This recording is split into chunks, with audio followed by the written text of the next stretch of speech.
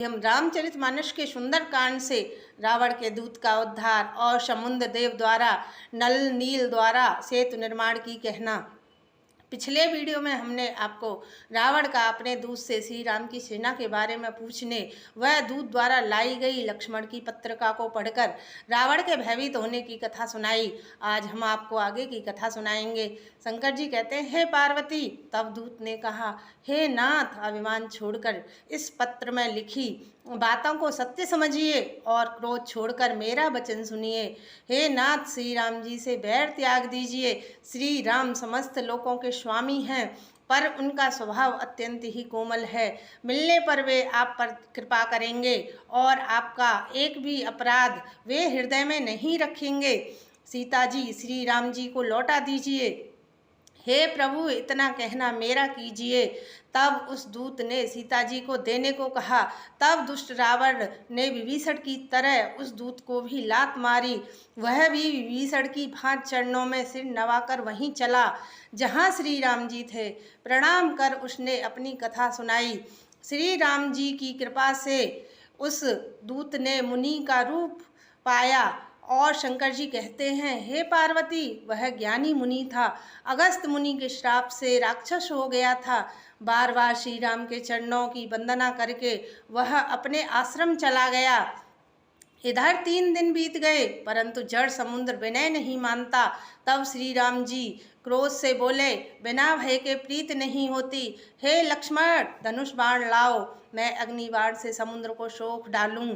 मूर्ख से विनय, कुटिल से प्रीति, स्वभाव से ही कंजूस के साथ उदारता का उपदेश।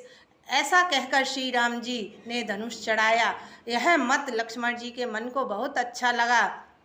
श्री राम भयानक अग्निबाण का संघान करते हैं, जिससे समुद्र के हृदय के अंदर अग्नि की ज्वाला जल उठी। मगर, सांप तथा मछलियों के समूह व्याकुल हो गए। जब समुद्र ने जीवों को जलते जाना, तब सोने के थाल में रत्नों को भरकर अभिमान छोड़कर वह ब्राह्मण के रूप में आया। समुद्र ने भयभीत होकर प्रभु श्री राम के चरण पकड़कर कहा, हे नाथ, मेरे सब अवगुण दोष क्षमा कीजिए। हे नाथ, आकाश, वायु, अग्नि, जल और पृथ्वी, इन सब का स्वभाव ही जड़ है। आपकी प्रेरणा से माया ने इन्हें सृष्टि के लिए उत्पन्न किया है। सब ग्रंथों में यही गाया है, जिसके लिए स्वामी जैसी आज्ञा है वह उसी प्रकार से रहने में सुख पाता है। प्रभु के प्रताप से मैं सूख जाऊंगा और सेना पार उतर जाएगी। मेरी मर्यादा नहीं रहेगी, अर्थात आपकी आज्ञा का उल्लंघन नहीं हो सकता। वेद ऐसा ही गाते हैं। अब आपको जो अच्छा लगे वही मैं करूं। समुद्र के अत्यंत विनीत वचन सुनकर कृपालु श्री राम जी ने मुस्कुराकर कहा, हे तात, जिस प्रकार वानरों की सेना पार उतर जाए, आप वही उपाय बताओ। समुद्र जी ने कहा, हे नाथ, नल और नील 2 वानर भाई हैं। उन्होंने लड़कपन में ऋषि से आशीर्वाद पाया था। उनके स्पर्श कर लेने से भारी पहाड़ भी आपके प्रताप से समुद्र पर तैर जाएंगे।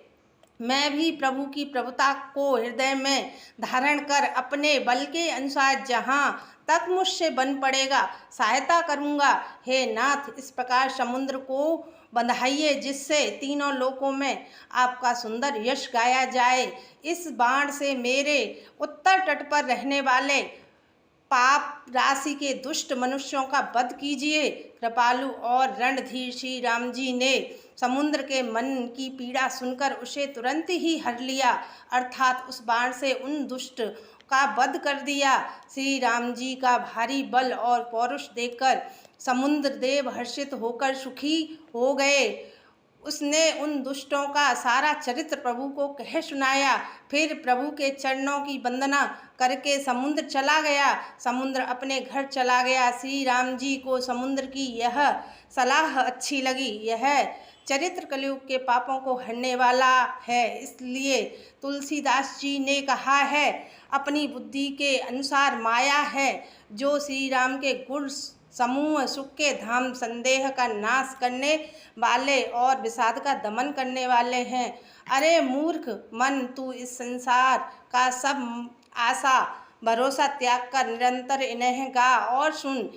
जो इसे सुंदरकांड को आदर सहित सुनेंगे वे अन्य साधनों के ही भवसागर से तर जाएंगे। सुंदरकांड की पापों को हरने वाली हिंदी अर्थ वाली कथा हमने आपको सुनाई। इस कथा को सुनने के लिए आप मेरे चैनल को सब्सक्राइब करें और सुंदरकांड की हिंदी अर्थ वाली संपूर्ण कथा सुनें। जय सिया राम, जय हनुमान। शिवाय नमस्तुभ्यं।